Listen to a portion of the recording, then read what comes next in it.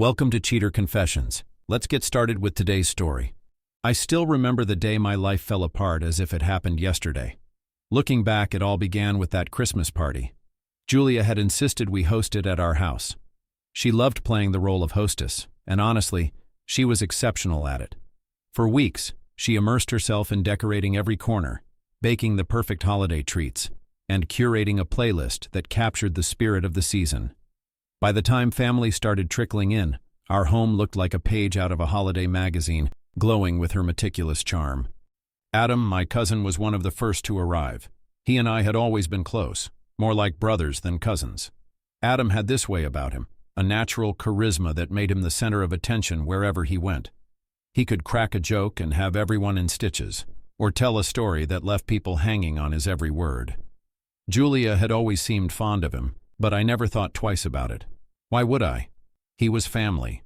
The party itself was picture perfect. Laughter filled the house, glasses of eggnog clinked in toasts, and stories from old times flowed freely. Julia was in her element, gliding effortlessly through the crowd in her red velvet dress, her laughter harmonizing with the holiday music playing in the background. Watching her that night, I felt a deep sense of pride. She wasn't just my wife. She was the heart of our home, the one who made everything and everyone feel special. It felt like the kind of evening I'd cherish forever. But sometimes the most beautiful moments are the ones that hide the deepest cracks. That night was no exception. The night hummed with warmth and holiday cheer, but amidst the joy and laughter, something began to feel off.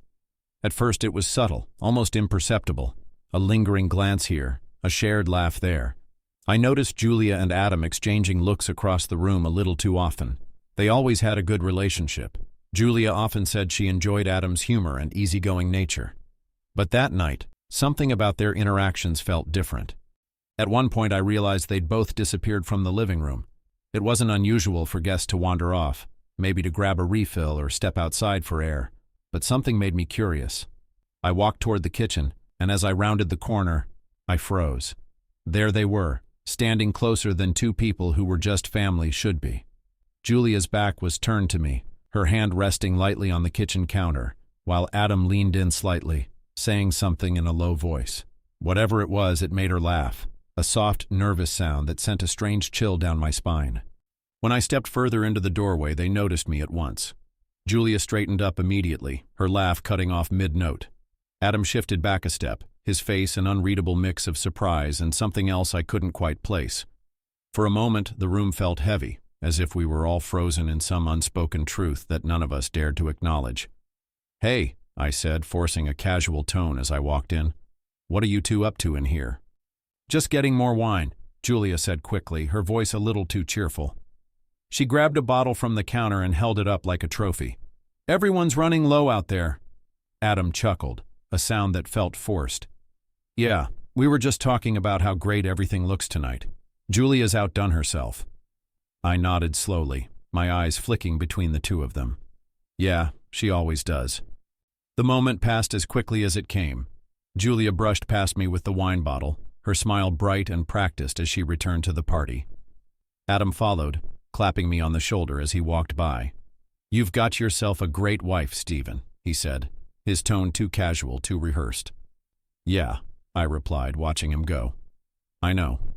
I tried to shake off the unease that lingered after that moment in the kitchen.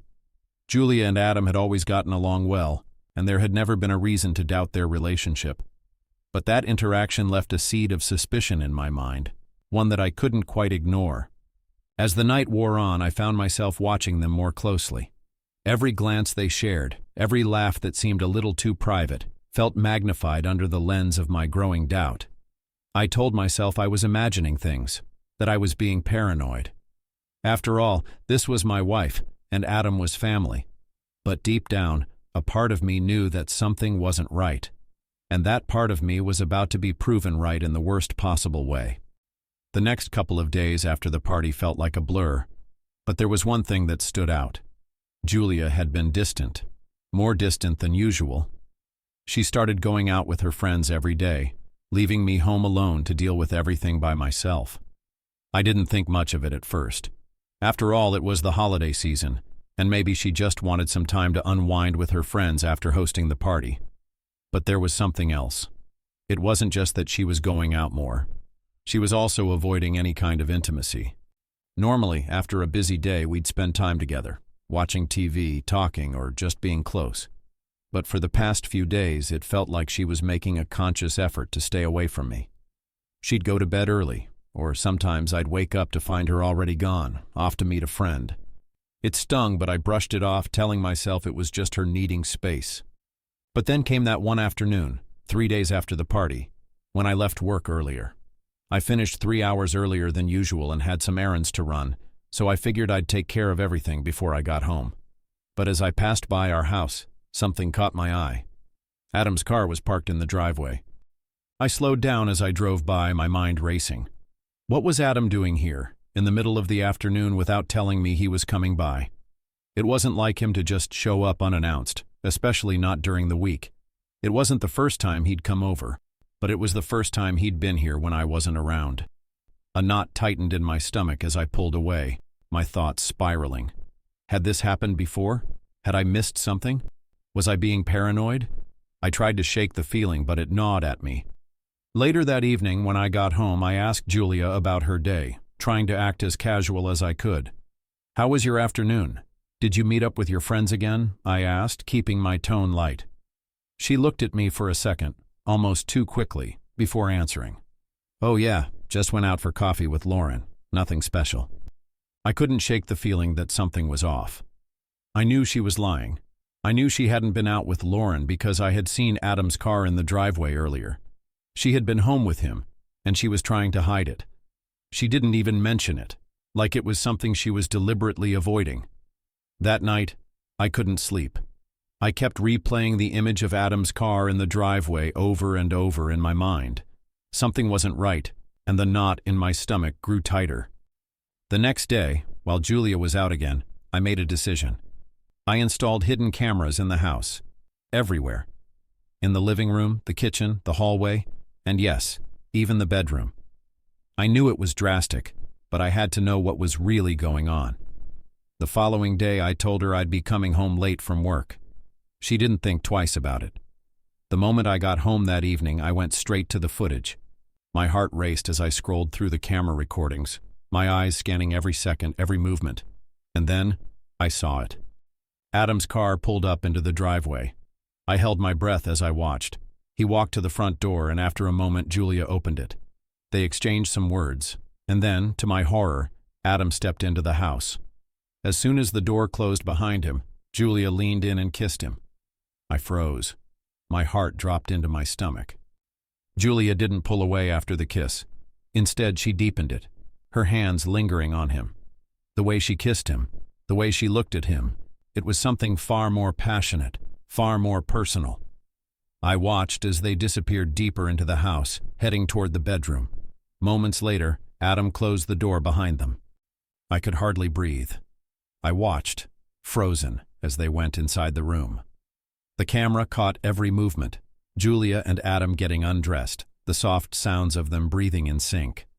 My stomach churned as I watched them fall onto the bed, their bodies entwined. It wasn't just a kiss. It wasn't just some harmless flirtation. Julia was sleeping with Adam. I couldn't process it at first. The images on the screen felt like a nightmare, but it wasn't a nightmare. It was my reality. Julia, my wife, was cheating on me with my cousin. The room around me felt suffocating, like the walls were closing in. I felt a rage burning inside of me, mixed with an overwhelming sense of betrayal. How had I not seen it? How had I let this happen? But there was no denying it now. The truth was right in front of me, clear as day. Julia had been having an affair with Adam, and my world had just shattered into a million pieces. The next few hours felt like a blur. I couldn't think straight, but I knew I had to confront them. I had to make them face what they'd done. The perfect opportunity came with the upcoming New Year's Eve gathering at my parents' house. It was the ideal time to expose them, when everyone was gathered together. I saved the footage. Adam's car in the driveway, their kiss, them in the bedroom. I kept a backup, ensuring I had everything I needed to confront them in front of the whole family. When New Year's Eve arrived, I walked into my parents' house with Julia by my side, trying to mask the rage building inside me. Adam arrived shortly after, and as usual, they seemed inseparable. I excused myself, biding my time until the perfect moment. As the night went on, I decided it was time to make my move. I stood up and everyone turned their attention to me as I grabbed my drink. "I think it's time for a toast," I said, my voice steady but laced with something darker. I paused, letting the room settle. Trust. It's a funny thing, isn't it? We spend so much of our lives building it, believing in it. And when it's broken, everything around you shatters too. I let that hang in the air, knowing every word was hitting harder than I intended. To trust. May we always find it when we least expect it. I raised my glass, my eyes locking with Julia and Adam, their faces slowly shifting from confusion to unease. Without another word, I tapped my phone, and the video of them kissing began playing on the TV. Then, I switched to the footage of them in the bedroom. Julia's face drained of color while Adam's flushed guilt and fear overtaking him. "Is this what you've been doing behind my back, Julia?" I said, my voice low but cutting through the silence. Julia opened her mouth to speak, but the words wouldn't come. Adam shifted uncomfortably beside her, looking like he wanted to say something, but I wasn't having it. "Save it," I snapped. The room erupted into chaos. Family members whispered, some shaking their heads in disbelief, others too stunned to react. Julia tried to explain herself, but her words were drowned out by the flood of voices. "Stephen, I'm sorry," Julia finally said, her voice trembling. "I never meant for you to find out like this." "Too late," I shot back, the anger swelling in me. "You've been sleeping with my cousin, Julia. There's no excuse for this." Adam opened his mouth to speak, but his words caught in his throat. He stepped forward, trying to explain himself, but I couldn't hold it in anymore. Without warning, I lunged at him, my fist connecting with his face with a sickening crunch. "How could you do this?" I shouted, my voice hoarse with rage. "With my wife? My own cousin?" Adam stumbled back, his hands instinctively going to his face, the blood starting to trickle from his nose. He looked shocked, but there was no apology in his eyes, only fear and guilt. Before I could move again, several family members rushed in, grabbing me, pulling me back with force. "Stephen, stop!" someone shouted. "This isn't the place!" But I couldn't stop. The anger was overwhelming, the betrayal suffocating. I struggled against their hold, trying to break free. "He deserves worse! He slept with my wife!" I yelled, my voice shaking with fury. Adam, wiping his nose with the back of his hand, didn't say anything more. He looked around the room, eyes darting between family members, but there was no one coming to his defense. Not anymore. The room was thick with tension, the air crackling with unspoken words and disbelief. My heavy breathing was the only sound cutting through the murmur of confusion and shock. Julia stood there, looking like a ghost, her face pale, her body frozen. Finally, my mother stepped forward, her voice trembling.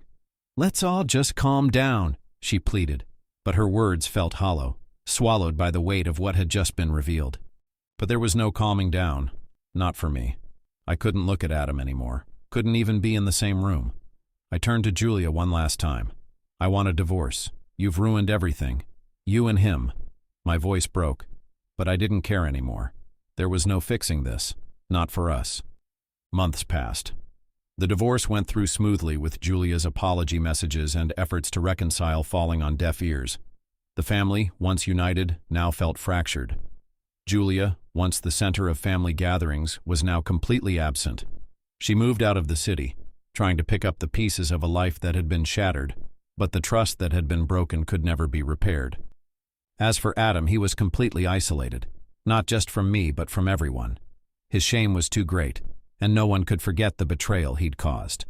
At first, a few family members tried to show him pity, but that quickly faded. He was no longer the man everyone had known. He became a ghost, a reminder of a terrible mistake, left alone with no one to turn to or support him. His actions had cost him everything. I didn't have to see him to know how much he had lost. The family had turned their backs on him, and the whispers grew louder with each passing month. His reputation was tarnished beyond repair. In the end, we all went our separate ways, picking up the pieces of our broken lives.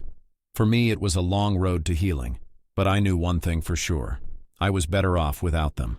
Thank you for watching.